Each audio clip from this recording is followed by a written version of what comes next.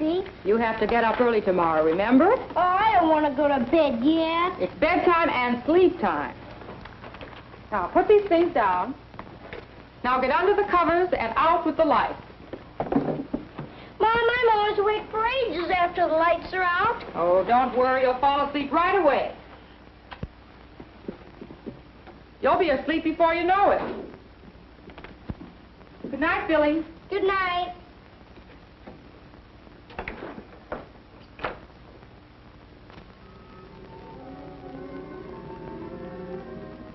Billy's mother didn't know the real reason why he didn't want to go to bed.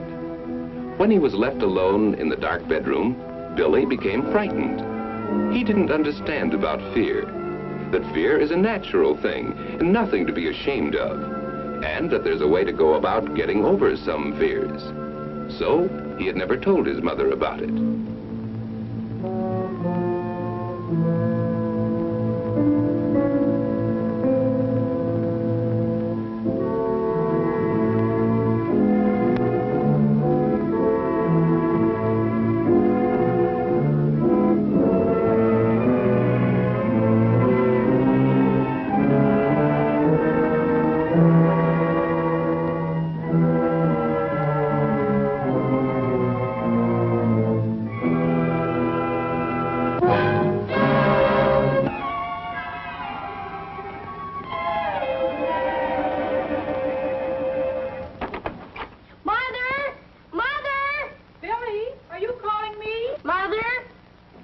Billy, why aren't you in bed?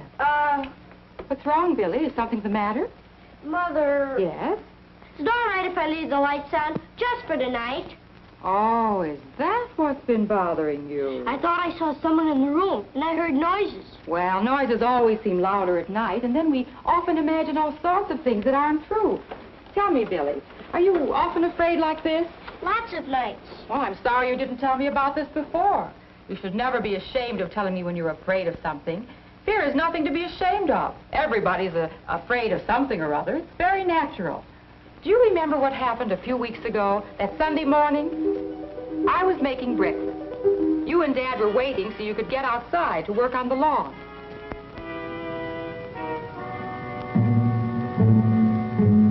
Do you remember how the bacon fat poured over the stove and caught fire? I was terribly frightened.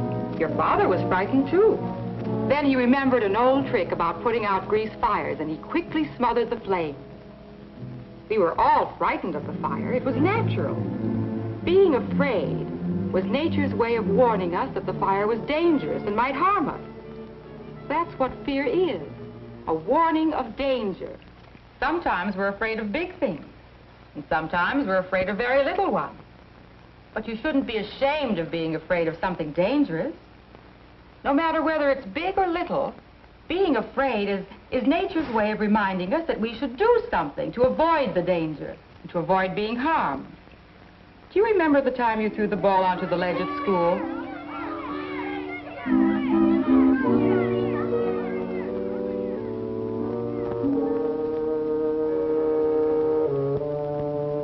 Danny was angry at you for throwing the ball out of bounds and insisted that you get it down. He dared you to climb up the wall on the drain pipe, but it looked too dangerous to you, and you were afraid of losing your grip and falling. So you refused to climb up, even if it was a dare. And the janitor got the ball for you. You see, being afraid of climbing up the wall was your warning that it was very dangerous and that you might be hurt. You showed good common sense when you paid attention to that warning, and you don't have to be ashamed of it. Being afraid was nature's way of getting you to avoid something dangerous. But now there's something else about fear that I don't think you quite understand, Billy. What's that? Well, sometimes when you become afraid, there isn't anything that's really dangerous. Sometimes you think things are dangerous when they're not. Sometimes you and most other people grow afraid even when they know there's nothing dangerous. Can you think of anything like that, Billy? I know. Kathy Lewis used to be afraid of dogs, even when they were friendly. She was so scared she'd cross the street when she saw one. Well, that's a good example of exactly what I mean. I found it out one day when I was playing with Scrappy. You know Mr. Rogers' dog? He's friendly. He wouldn't even hurt a flea. I didn't know she was so fraidy cat. I called her to come over, but she wouldn't do it. She wouldn't come back even when I told her the dog wouldn't hurt her. She didn't have to be afraid of the dog. It wouldn't have hurt her. Isn't that what you mean, Mom? That's just what I mean. And you remember how afraid Keith Hogan was about learning to swim? That's right. He was scared to go near the water. Yes. Keith was afraid of something that wouldn't hurt him, too. And there's another kind of being afraid when there's no real danger. That's being afraid of what people might think, especially your parents. Do you remember a few months ago when Mrs. Campbell phoned me after dinner? Frank hadn't been seen since school. They were waiting dinner for him, and poor Mrs. Campbell didn't know what to think. Well, you know what happened. They found Frank down in the basement. His report card had some bad grades on it, and he was afraid of what his mother and father would think, maybe even that they'd stop loving him. Of course, he found out that he shouldn't have been afraid, that his parents would go on loving him no matter what grades he made. So you can see what I mean when I say there was no real danger there. There are many things that people are afraid of when there's really no danger. Things like fear of being laughed at because their clothes are different or because their marks aren't as good as they might be. They're afraid for all sorts of foolish reasons. But suppose you are afraid of something, like dogs or the dark. What can you do about it? Well, each time you're afraid, try to understand whether there's really something to be afraid of. If you're afraid when there's real danger, you can learn ways of protecting yourself. Fear at the right time will make you careful. Fear and wise action, such as Dad took, or such as you took when you wouldn't climb up that wall, you can be proud, not ashamed of. But how can you tell when there's a real danger or not? Just stop and think. Common sense will often help. Then, too, try to remember or find out whether other people are afraid of the same things you are. For instance, Kathy could see that you were playing with the dog and that the dog didn't hurt you. She could know from that there was nothing to be afraid of. That's right. So what Kathy needed to do was to try to understand why she was afraid of dogs. Maybe just getting to know some dogs would have helped her get over her fears. That's what she did do, Mom. Her dad bought her a little puppy to play with. It was the cutest little thing. We all loved it, especially Kathy. That was last summer. The dog's big now. Kathy took good care of him. He got to know dogs so well that she isn't a bit afraid of them anymore. I guess that's what you mean by getting to know and understand the thing you're afraid of. Yes. Keith got over his fear of the water by taking swimming lessons with a teacher he trusted and believed in. Yeah, he can swim pretty well now.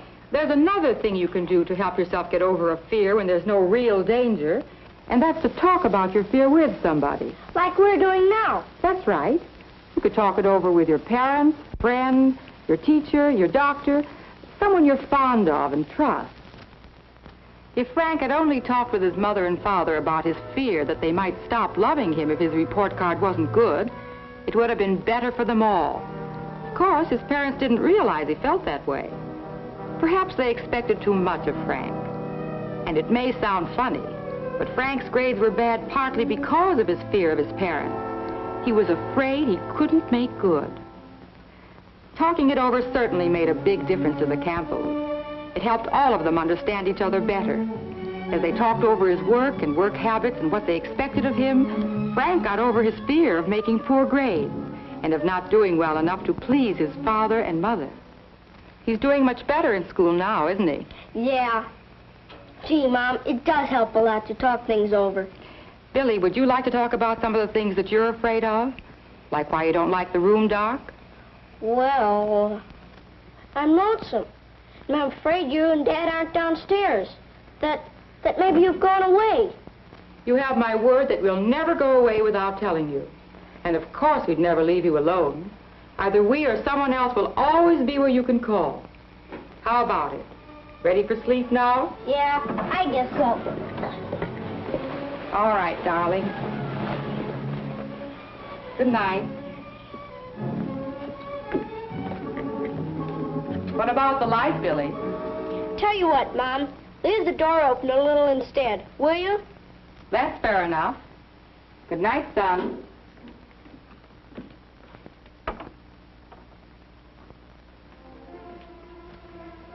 He will feel as alone as he did before?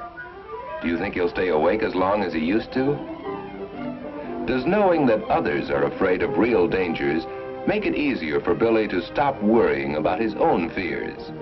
And when he remembers that some people are afraid when there's no real danger, does that make it easier for Billy to understand some of his own fears? Billy refused to climb the drain pipe because it looked dangerous. Yet at the same time, he had another fear. He was afraid he might be called a coward by his friends. He had to decide which was the real fear. Do you think he decided correctly? And do you think that the story of Frank's being afraid of what his parents might think helped Billy understand his own fears better? Did it help Billy to talk over his fears with his mother? What do you think?